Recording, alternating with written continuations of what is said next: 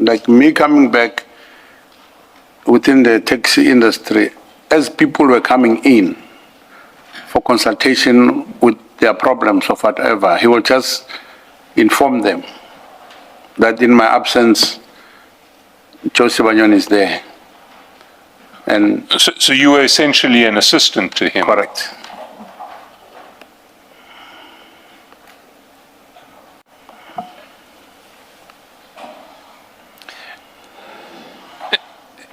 Then in paragraph 93, you talk about the lockdown and you distancing yourself from Mr. Msibi.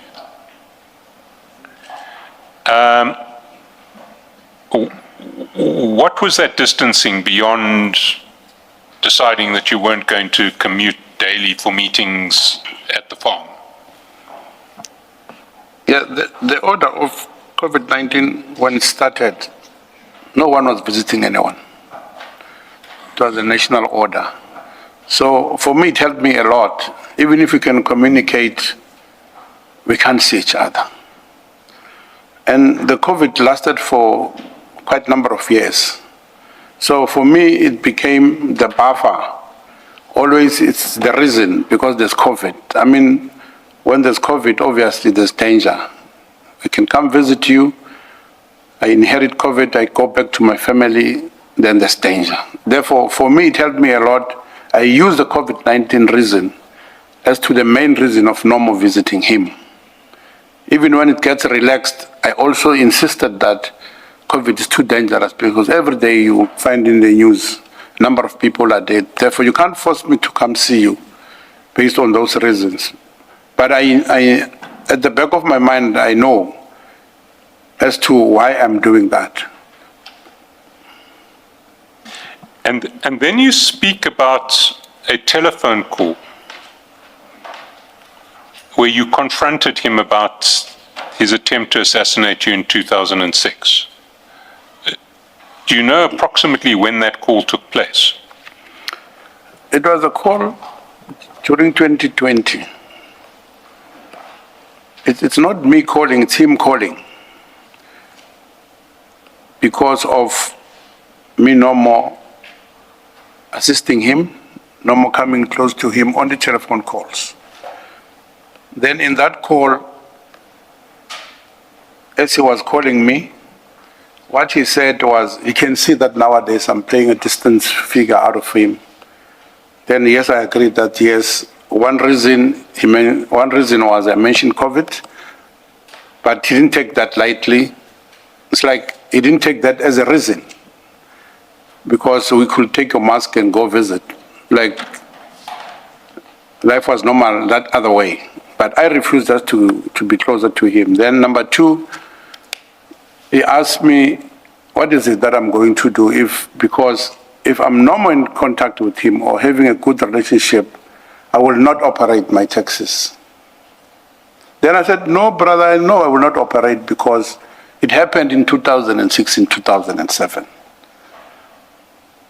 Then, and I know that for a fact, I came back after 2006-07, which was 2009, and operate. So I was putting it to him that he can repeat that as he wants, but come years later, I will come back and operate again.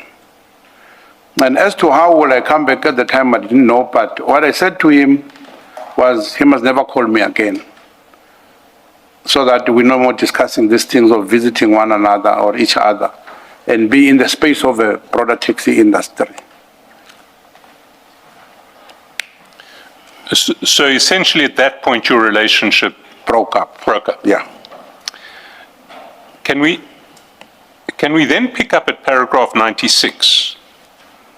Because you talk then about the involvement of Mr. Matlala and Mr. Molefe. Maybe if you can read paragraph 96. The events that followed that confrontation are significant and must be understood in their proper chronological context. Following the telephone call in which I had confronted Mr. Msibi directly with the first assassination attempt, Mr. Msibi substantially reinforced his personal security apparatus. He surrounded himself with individuals known in the taxi industry in the criminal connotation of the term as izinkabi. Among those who Mr. Msibi engaged for his purpose was Mr. Matlala, it was Mr. Katiso Molefe. The Commission should note the sequence with care. The reinforcement of this security apparatus occurred immediately after I've confronted Mr. Msibi with his responsibilities for the 2006 attempt. The deployment of armed men around him immediately after a direct accusation of attempted murder is not coincidental. It's preparatory. The Commission need to accept the characterization from me. The subsequent events speak for themselves. Please read it again. I think you missed the word "not." The Commission need not to accept that characterization from me. The subsequent events speak for themselves. Sorry, surrounding himself with the people that you referred to, was that out there for everybody to see, Yes. or how did you? Yeah, yes. All right, thank you. And you describe, if I read your paragraph 93 correctly, you describe Mr. Matlala and Mr. Molefe as people known in the taxi industry as izinkabi. Am I reading it correctly? Is that what you're saying? Repeat again. You say, you say he surrounded himself with individuals known in the taxi industry as izinkabi. Among those whom Mr. Msibi engaged for this purpose were Mr. Vusimuzi, Matlala, and Mr. Katiso Molefe. So are you saying that Mr. Matlala and Mr. Molefe were known as izinkabi, or they were contacted by Mr. Msibi to procure izinkabi? Yeah, in addition to that, I add them both. There's a portion where it's izinkabi. In addition to that, you find there's Matlala in, you find there's Katiso in. And why, what is the significance of their involvement at this stage? From what I read through circumstances was just a proper plan to attack me at that stage when I got those information. Because that information, as the commissioner has just indicated, it was an open thing if you were to visit the farm. There was no secret about anything. If you were to visit there, you come whisper to me, I will understand what you mean. And it was easy for me to get information because all people that were visiting the farm were not in support of what was happening. So they were alerting me that the game is up now. There's the involvement of this one, there's the involvement of this one. And what was the significance of the involvement of well, let's take Mr. Molefe first. What did you understand when people said he's now bringing Mr. Molefe close? Yeah, with Mr. Molefe, I cannot be that much specific because me knowing him, there was no any element of this kind. But with Mr. Who's this other one? Matlala. With Mr. Matlala, if you read, he's from Mamelodi, and at the time people in Mamelodi were dying, and everyone was talking about him. Therefore, him associating himself with Katiso, for me, it says the game is up.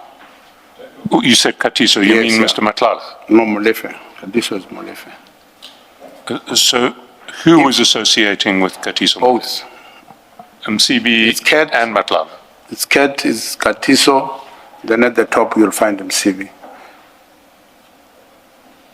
Then your life What is it about that trio specifically that made you believe that the game is up? What is it about the three of them associating that made you believe that the game is up? Reading from what was happening in Mamelodi, people were dying every day in a big number. And me reading the situation, this guy is from Mamelodi, and there is a problem in Mamelodi. But that accounts only for Mr. Ketman. Yes, yeah. It does not account for Mr. From the Molefe. Katiso. What is Yes. it about Mr. The Molefe that addition, make you think? yes, I'm sorry, Commissioner, to come while she's still talking. If the number is getting big, obviously arms are up. But if it was not him alone, you'll find a way of how to protect you. If it was Msibi alone at the same time, I know I've been living with him. Running away from him, because I even mentioned that I'm going to hiding now. It was easy for me. But now having more people within the same situation, the game is too up. Can I just ask differently? What at that point did you know about Mr. Molefe? You've told us what you knew about Mr. Matlala at the time, the Yes, Mamelodi connection and the people dying. What did you know about Mr. Molefe that made you see him as part of the machine against which you have to defend yourself? Yeah. At the time when people were dying in Mamelodi, at the same time Soweto was on fire. There were a lot of people that were dying, and Mr. Molefe is from Soweto. When I connect my dots, then you could see that the game is up. In respect of those Soweto incidents of violence, did his name come up that you Yes. became aware of? Yeah, I became aware of, yes. Thank you. Just one, sorry, Mr. Schatzelson. Just one more thing. You see this deployment of izinkabi and in addition, Mr. Matlala and Mr. Molefe, you see this as preparatory. I'm looking at the sentence right at the last line, that short sentence. It is preparatory, not just coincidental. Yes. And you then say that's borne out by subsequent events. Yeah. Let me take you to the last two sentences of paragraph 94. There you say, it was at that point in the conversation that I confronted Mr. Msibi. And this was after he had asked you, why have you disappeared on me? Yes. So you say, it was at that point in the conversation that I confronted Mr. Msibi directly with the first assassination attempt. I reminded him without evasion that in or around 2006, he had sent people to kill me, that I had been shot and injured, and that I had survived. Why is it not the case that he surrounded himself with all these people because he feared you? You have just said, remember, you wanted to kill me in 2006. Why can't it be so that he was protecting himself from a possible attack by you or from you? You've just said, hey, remember, you tried to kill me, but I was fortunate enough to survive.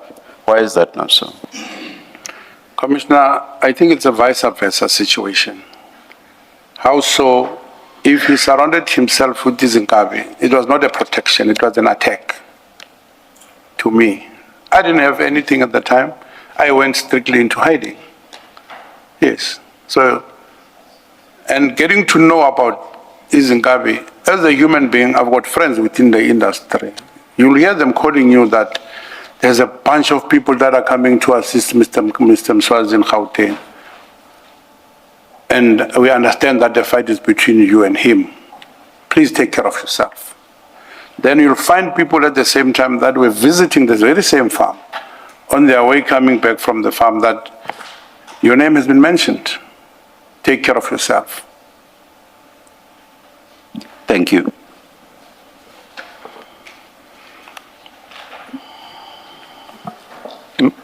Now, you deal from paragraph 97 with the second assassination attempt, and I understand that this case is currently pending. You're a witness for the prosecution, and that you're going to testify probably next month. Yes, please. This month.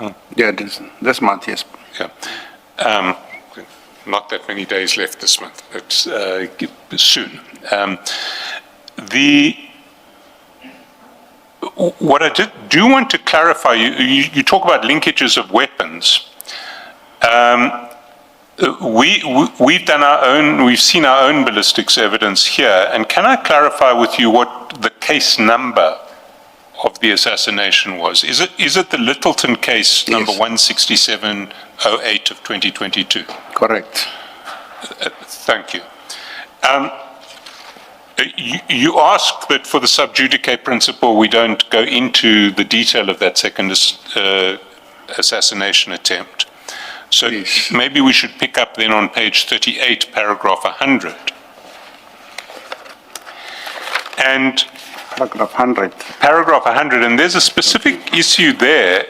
You say, in or around 2021 into 2022, Mr. Katiso Molefe relocated to and established his criminal operations, specifically drug-related activities, at the farm owned by Mr. Msibi. Now, can you give us some more detail about this? What do you know about Mr. Molefe's involvement in the drug industry, the illegal drug industry? What do you know about the activities that he was conducting from the farm? Yeah, commissioners, remember at the time I was not there, physically so. I would rely on the hearsay, I rely on the intelligence, at least to have a clue as to what is it that is happening. And at the same time, I know that when you get an information from a second person or the third person, the information can be infiltrated one way or the other. Therefore, the information that why I was looking for, it was for safekeeping of my site as to, I must know, Commissioner, when I see you at the mall, for example, or when I see you in my estate, we are one of those dangerous people. Therefore, I needed that information day and night just to keep myself safe. So it is one of those informations that you'll probably get because it was of necessity for me to be safe.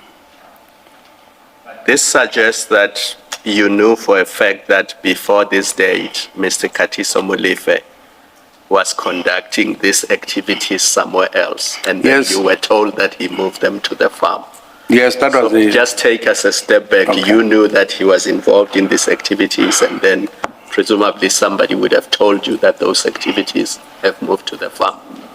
Okay, I'll put it in two folds. Why people were dying in Soweto, why people were dying in Mamelodi. I'm a very concerned citizen, and at the same time I'm in danger, and these people have colluded. So the information that I was digging, or the information that I happened to get, is related to same thing. In Mamelodi, you'll find people telling you about Taka, something like that, or illicit, something like that. In Soweto, you'll find same people dying about that. Their names are mentioned within that space. And now they've colluded with this man who is fighting me and who used to fight me. Then you read between those lines and get a better understanding. If you're hiding in a house that has got no butterproof, put another butterproof. Something like that. If you happen to drive your car, armor your vehicle. That was the danger at that point.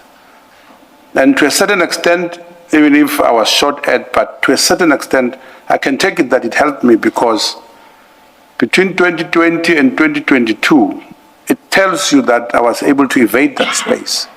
But it was on that unfortunate day that they happened to catch me. But it's quite a specific allegation that you're making. You're saying Mr. Molefe relocated his criminal operations, specifically drug-related activities, at the farm. On what basis do you make that allegation? Yeah. I've made it clear, commissioners, that all those two bases, it was a hearsay, all those two, but I connect those two incidents. People are fighting, people are dying, and they are now in one space. And that space is specifically directed to me.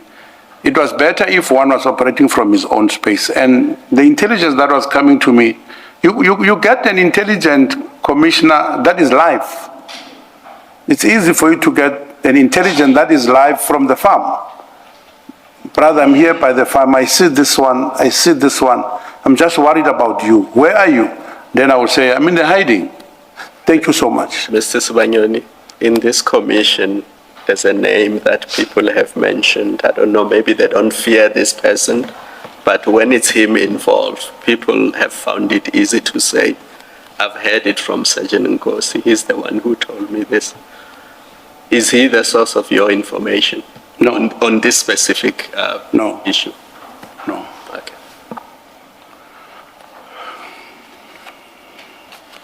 But did anyone specifically tell you that Mr. Molefe is running his drug trafficking operations from the farm? Or is that just something that you inferred from the fact that you were told that he was at the farm?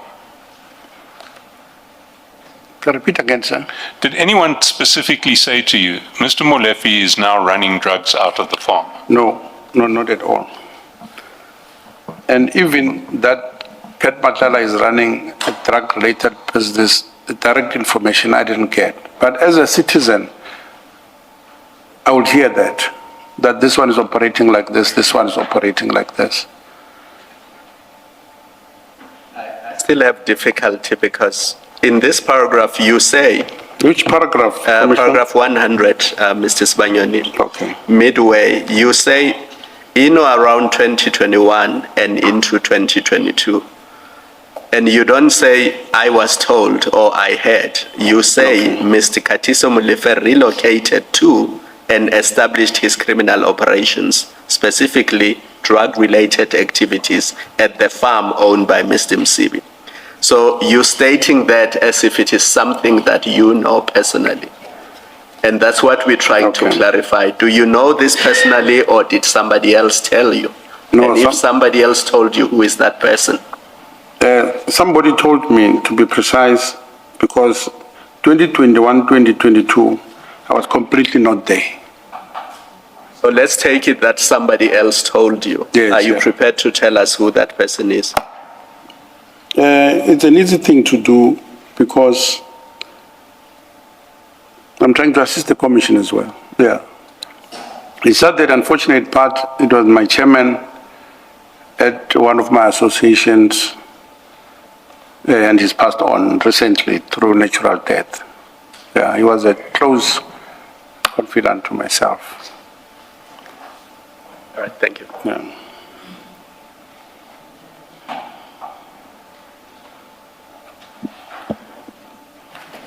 I see it's 2 minutes past 1. Should we not take the adjournment at this point? I think that would be convenient, Chair. Thank you. Let's adjourn and resume at 2 p.m.